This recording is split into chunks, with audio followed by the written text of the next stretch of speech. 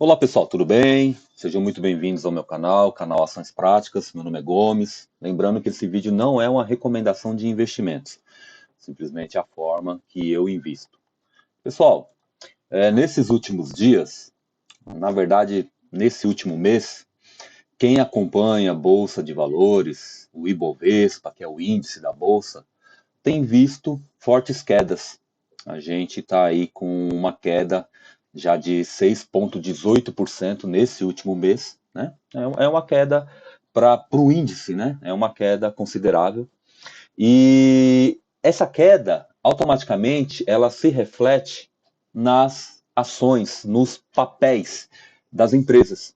Então, por exemplo, aqui no investing.com.br, a gente verifica que no dia de ontem, grande maioria das ações fecharam em queda. Olha a quantidade. Tivemos algumas aqui, né, que fecharam em alta, mas quando a gente compara com a quantidade de papéis que fecharam em queda, a gente vê que nós temos muito mais queda do que ações em alta. Isso também aconteceu no IFIX, que é o índice dos fundos de investimentos imobiliários. Aqui no último mês, né, nós tivemos uma queda dos 3.000 pontos para os 2.850 pontos. Mas em que isso influencia a nossa vida como investidor a longo prazo?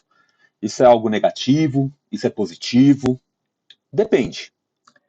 Se você está naquele momento que você quer vender sua ação, seu índice, seu fundo imobiliário, seja lá por qualquer motivo que você precise se desfazer deste bem, não é um bom momento, porque não faz sentido você comprar algo por um valor e depois você vender quando está valendo menos. Isso geralmente acontece com veículos, né? A gente compra um veículo por 50 mil, tirou da loja já está valendo 40. E se você conseguir revender. Mas com ações, com fundos imobiliários, principalmente fundos de tijolos, a tendência é existir uma valorização. Por quê? Nós temos que sempre lembrar do que está por detrás, né, do papel. Porque a gente muitas vezes olha o papel, né, ITSA3, e aí a gente não consegue visualizar a empresa que está por detrás. Ou os imóveis, no caso dos fundos imobiliários.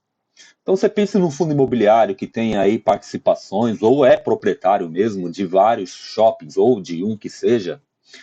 No decorrer dos anos, a tendência é que o valor do imóvel vá subindo, que o valor dos aluguéis também vá sendo corrigido pela inflação ou por algum índice apropriado, geralmente é o IGPM.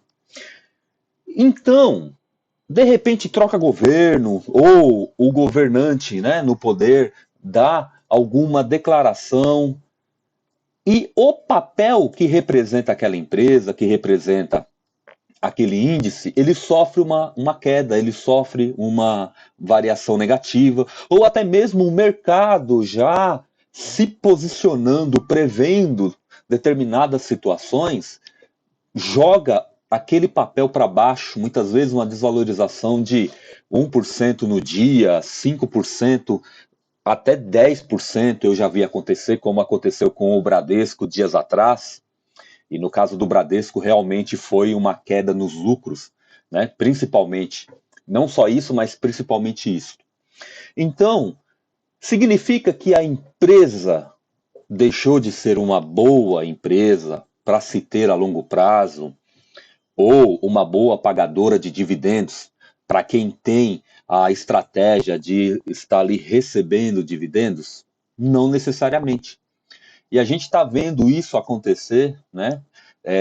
Principalmente de um mês para cá, nós tivemos aí o resultado das eleições, a troca de governo, e o mercado não reagiu tão bem em relação a isso. Mas as empresas continuam trabalhando, as pessoas continuam trabalhando. É claro que, dependendo do tipo de crise que o país possa ter, a gente pode sim ter demissões, ter queda em lucros. Só que a gente sempre tem que levar em conta o seguinte: uma carteira previdenciária a longo prazo, a gente tem que ter nela empresas sólidas, empresas que estão no mercado já há muitas décadas e que estão na Bolsa de Valores no mínimo há 5 anos, para que a gente possa ter uma noção de comparação. O Brasil é um país que vive em crises. E no caso do investidor a longo prazo, a crise, algumas delas, são boas para quem quer fazer mais aportes. Por quê? Porque você vai comprar boas empresas por um valor menor. Então, por exemplo, a Itaúsa. A Itaúsa ela é uma holding. Holding é que detém participação em outras empresas. Então, ela tem lá o Itaú, a Alpargatas, que é dona da marca Havaianas, né? Marcas de chinelo Havaianas. Ela tem a Itautec, né? Que é o departamento de tecnologias. Inclusive chegou a ter computadores. Eu nem sei se hoje em dia a Itautec ainda fabrica e vende computadores, mas no passado eu mesmo já cheguei a ter. E é assim, é uma empresa que ela está há muitos anos no mercado. Ela esteve cotada nas últimas 52 semanas entre 7,68 a 9,89, que foi o maior valor dela. E atualmente ela está a 8,97. Se a gente vier aqui para o histórico de cotações e a gente olhar aqui o último ano, a gente pode ver, né, que ela começou o ano a R$ 8,07 e aí ela subiu, desceu, foi lá para cima, 9,84, depois ela desceu, ou seja, fica essa montanha russa. E agora nos últimos 3 meses, né, ela teve uma variação positiva, mas, né, do resultado das eleições para cá, ela está em queda livre. Então, se a gente olhar, né, nós temos aqui, ela até tenta, né, fazer umas correções subindo o valor, mas o mercado continua derrubando ela. Significa que a empresa não vale mais nada, que a empresa não presta? Significa que virou uma porcaria? Não significa isso, gente. Então, quem tem estratégia para comprar boas empresas, o que ele vai fazer nesse momento em que os papéis ficam mais baratos? Ele vai fazer aportes. É o que a pessoa vai fazer. Se a gente olhar o histórico aqui, ó, de variação de preços, a gente vê uma subida crescente. Desde lá da década de 90, a gente vê que é uma subida. Imagine, por exemplo, quem comprou lá no ano de 1999, pagou 14 centavos no papel. Então vejam lá, existem momentos da economia que a empresa vai valorizar bem, que ela vai cair. Olha essa valorização enorme que ela teve aqui de 2018 para 2019. Depois ela teve essa forte queda aqui que foi por conta da pandemia, né? Ali em fevereiro, março de 2020.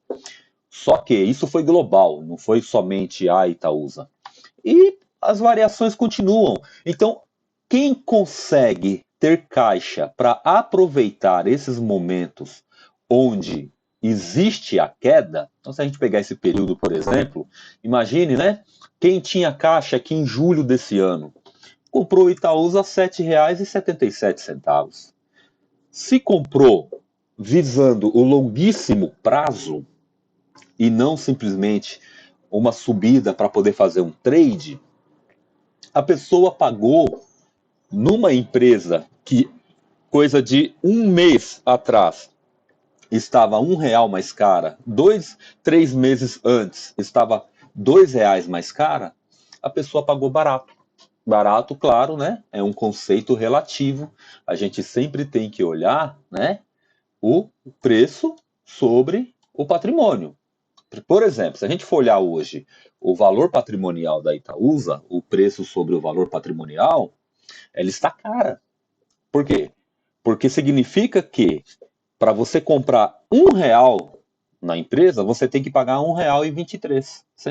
Então, você sempre vai pagar, né, mais caro. Agora, isso aqui também vai com o tempo, com essas variações de mercado, com o humor do mercado, isso também tende a diminuir ou a aumentar.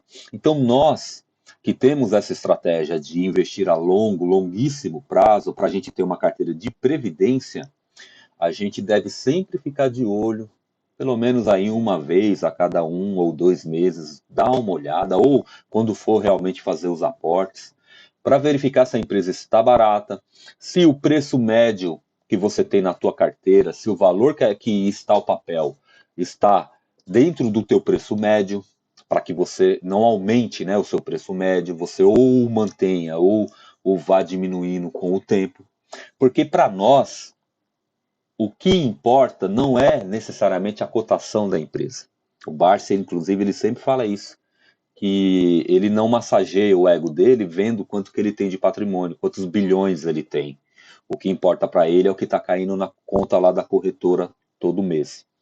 Então, claro, né, nós não somos o Barsi, a gente não tem o patrimônio que o Barsi tem. Então, para um bilionário, multibilionário, falar isso é muito fácil, né?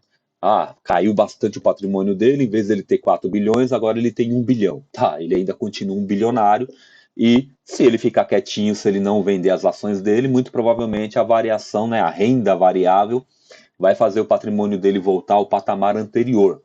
A gente, né, que temos aqui alguns milzinhos, né, na corretora, a gente já fica olhando ali a variação, só que isso é um erro.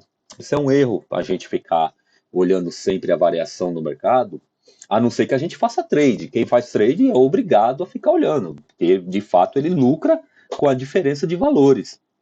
Mas quem está de olho em ter renda, em ficar recebendo dividendos, o que vai importar para ele, no final das contas, é comprar uma excelente empresa ou fundo imobiliário barato e receber dividendos, juros sobre capital próprio, rendimentos desses ativos.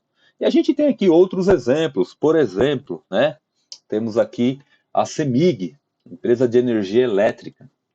É uma empresa que, se a gente for considerar somente o preço pelo valor patrimonial, também está cara. Você vai pagar R$ 1,79 para ter direito a R$ 1 do patrimônio da empresa. Quando a gente olha o histórico de cotação da empresa, a gente vê também, ó, sempre uma crescente, apesar, né, de termos aqui, inclusive, se eu não me engano, nessa época aqui, 2015, foi quando o governo Dilma, ele interferiu nas empresas de energia elétrica, aí realmente o mercado jogou lá para baixo a ação, e aqui quem estava com caixa, com dinheiro, conhecendo a empresa, muito provavelmente foi lá e fez aportes. Aí depois nós tivemos uma alta valorização de 2018 para 2019, depois tivemos a pandemia, e desde a pandemia ela vem numa crescente. Se a gente pegar aqui o último ano, nós temos uma crescente, né? E aqui no último mês, nós tivemos aqui uma queda, mas ela já vem corrigindo novamente, né? Subindo de valor. Então veja que são empresas que oferecem, né, para o investidor momentos, oportunidades dele comprá-la mais em conta. Então, quem está focando no longuíssimo prazo, aproveita essas oportunidades. Lógico, se a pessoa tiver uma reserva de oportunidades, né? Nem reserva de emergência, né? Porque reserva de emergência é para emergência, né? Se você já tem sua reserva de emergência e está montando uma reserva de oportunidades, então o momento de ficar de olho na bolsa é quando os juros começam a subir, os papéis cotados na bolsa começam a baixar o valor, seja aí por questões políticas, econômicas, questões globais ou por qualquer outro motivo que não seja, né, claro, uma perda de fundamentos da empresa. Se a empresa perde os fundamentos, se ela perde a qualidade dela, aí é óbvio que não faz sentido investir nessa empresa. Temos aqui a Taesa, uma empresa transmissora de energia elétrica, também numa crescente, aqui sempre numa crescente. De pegar aqui o ano em questão, veja que ela deu uma forte valorizada no começo do ano, né? E depois apesar das variações, ela se manteve e agora ela está em queda. Se nós pegarmos aqui o último mês, a gente vê, né, que ela, há um mês atrás, estava cotada a R$ 13,19 e agora está cotada a R$ 12,15. Eu, por exemplo, eu tinha aqui um preço médio na carteira da minha filha de R$ 13. Então eu aproveitei ontem e eu comprei mais algumas ações para ela, diminuindo o preço médio dela.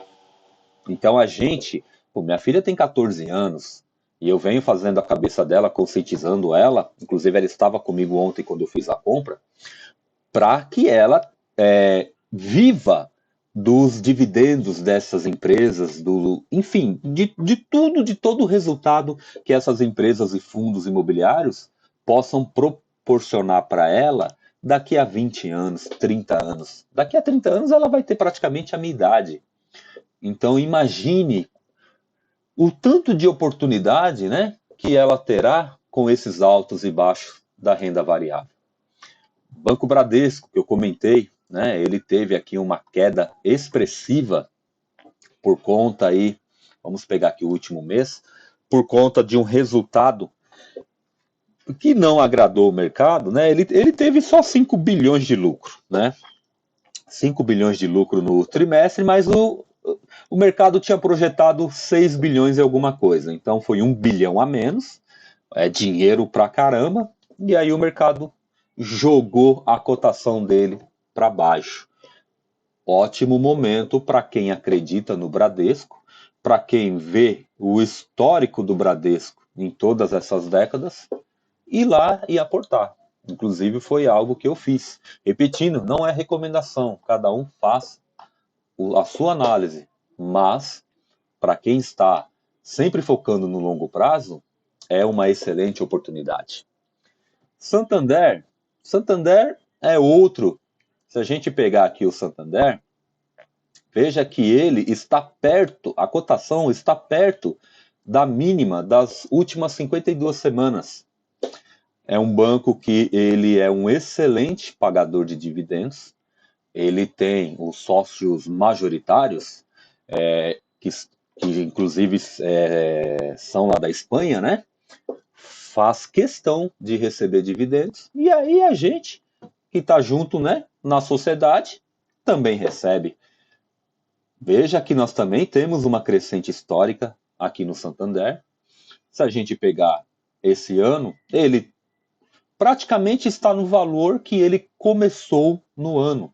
Então veja que é oportunidade. Você tem a chance de comprar um excelente banco, é um dos bancões, né, do Brasil, por um valor que outros investidores pagaram há um ano atrás. E é um banco que continua fazendo a distribuição recorrente dos seus dividendos. Veja aqui, ó, no último mês, uma queda bem expressiva. Ele chegou a 14,75, agora está 13,18. Então, foi uma queda bem expressiva. E por aí vai, gente. Se a gente for continuar olhando, nós temos aqui, por exemplo, Klabin, né?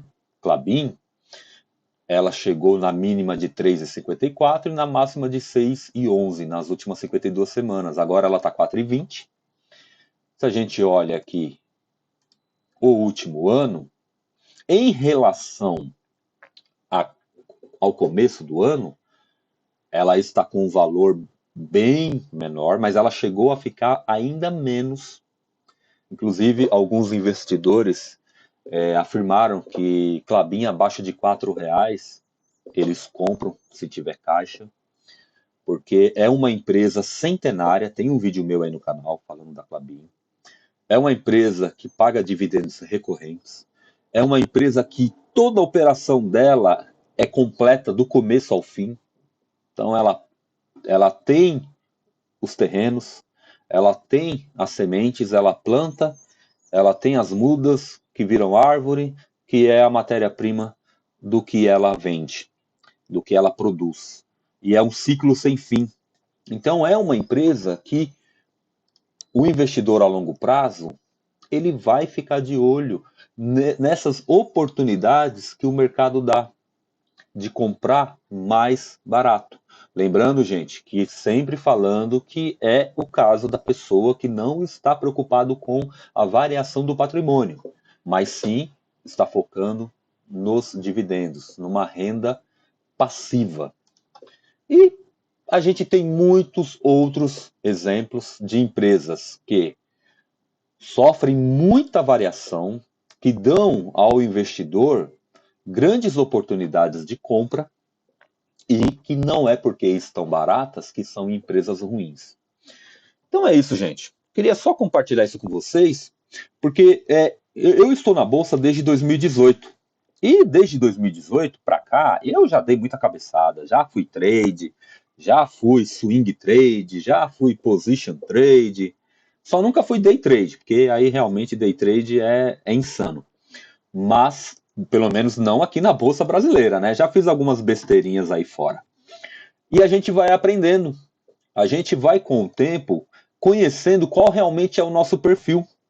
Se a gente tem aí um coração e nervos para ficar nessa loucura de compra barato, vende caro e ganha ali com a variação, aí você acabou de vender e o papel continua subindo, ou você acabou de comprar e o papel despenca. A partir do momento que você muda a tua mente e foca que você está querendo dividendos, que você quer uma empresa para ser sócio, para ser dono de um pedacinho dessa empresa, nem que seja lá um tijolinho dela, ou um fundo imobiliário, e que o teu foco é ter renda com aquilo, e não interessa se o papel vai a R$ 10, a 5, a 2, desde que a empresa continue uma boa empresa, que os fundamentos dela continuem bons, que ela continue produzindo, tendo lucro. Se o mercado está jogando o papel dela, a cotação dela para baixo, por simplesmente uma questão de mau humor do mercado, o mercado está mal-humorado, está prevendo que o país vai ter recessão, vai ter muita inflação, que o novo governo vai criar algum tipo de situação complicada para as empresas, o mercado ele vai precificar. Significa que o mercado está certo? Pode ser que sim, como também pode ser que não. Significa que o mercado é justo, que ele sempre vai dar o valor justo? Não significa.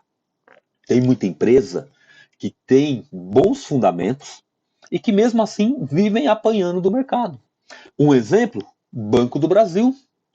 Banco do Brasil, por ser uma estatal, sempre tem o preço em relação ao valor patrimonial baixo. É muito difícil você conseguir comprar o Banco do Brasil, quando você olha, por um valor patrimonial acima da proporção de um. Ou seja, você chega com R$ 1 para comprar e você realmente está pagando R$ 1 por R$ 1 de patrimônio do banco. Geralmente, você vai pagar menos. Nesse exemplo aqui, com o PVP a 0,67, a cada R$ 1 que você compra do banco, você está pagando só 67 centavos. Então veja bem, é um banco excelente, de longuíssima data, que principalmente atualmente está muito blindado de interferências governamentais, um banco que dá muito resultado, um banco que paga muito dividendo, mas está sempre sob suspeita do mercado. Então existem outras empresas assim, existem. Holding, qualquer empresa que tenha o Estado envolvido. Significa que porque tem o Estado envolvido a empresa é ruim? Não, não significa. Nós temos boas empresas que têm o Estado envolvido. Agora, é claro, nós temos empresas como, por exemplo, a Petrobras, e que no passado recente o Estado esteve envolvido demais. E aí, histórico de corrupção e etc. Agora, não é unanimidade. Então, gente, sempre façam sua análise. Se você realmente é um investidor a longo prazo, verifique, não fique tanto de olho na cotação para efeito de ficar desesperado porque o papel caiu. Porque você só vai assumir um prejuízo se você de fato vender as ações ou se a empresa quebrar. Né? Se a empresa for fechar o capital, você pode ter problema.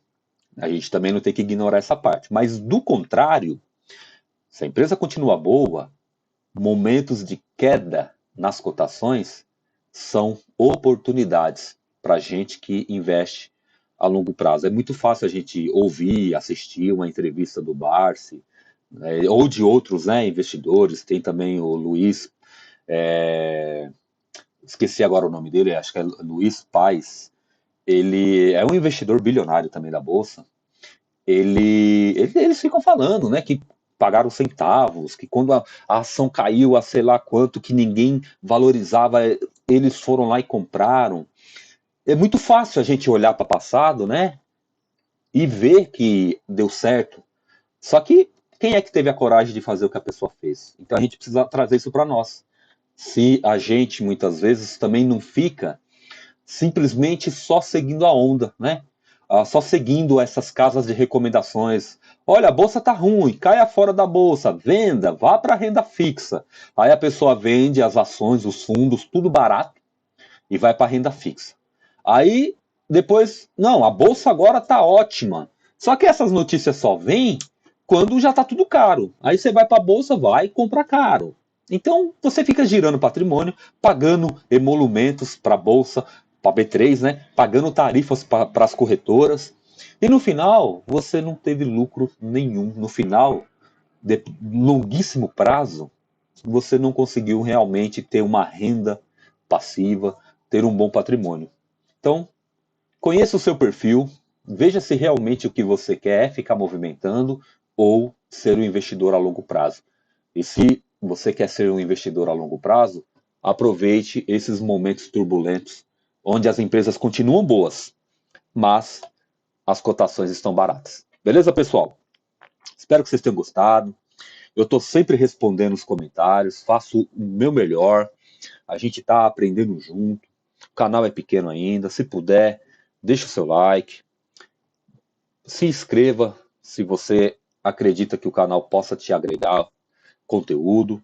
E vamos junto aí, continuar, porque vai dar certo. Até a próxima, pessoal. Tudo de bom.